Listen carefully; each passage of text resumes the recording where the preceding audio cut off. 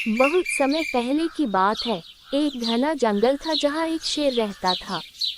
वो जंगल का राजा था और उसकी दहाड़ से पूरा जंगल कांप जाता था। उसी जंगल में एक बकरी भी रहती थी, जो बहुत समझदार और चतुर थी। एक दिन बकरी जंगल में चरने गई।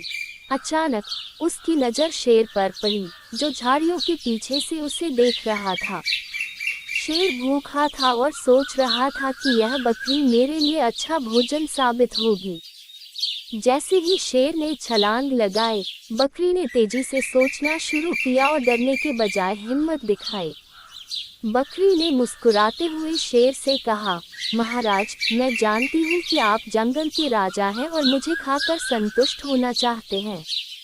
लेकिन अगर आप मुझे अभी खा लेंगे, तो मेरी छोटी सी जान से आपका पेट नहीं भरेगा। मैं अभी अभी एक गुफा में गई थी, जहाँ एक मोटा तगड़ा बकरा छिपा हुआ है। अगर आप चाहें, तो मैं आपको वहाँ ले जा सकती हूँ। शेर को बकरी की बात पर विश्वास हो गया और उसने कहा, ठीक है, मुझे उस बकरे के पास ले चलो, और अगर वह बकरा नहीं मिला तो मैं तुम्हें खा जाऊंगा।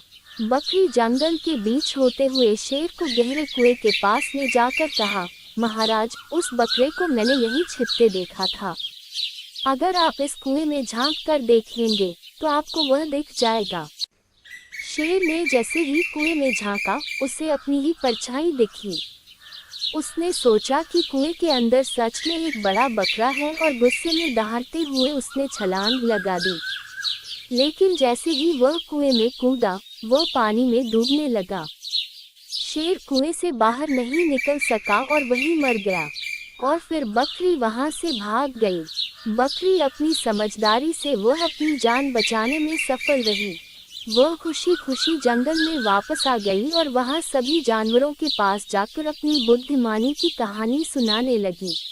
शिक्षा: इस कहानी से हमें ये सीख मिलती है कि चालाकी और बुद्धिमानी से बड़ी मुसीबत को भी हराया जा सकता है, चाहे वह कितनी भी शक्तिशाली क्यों न हो।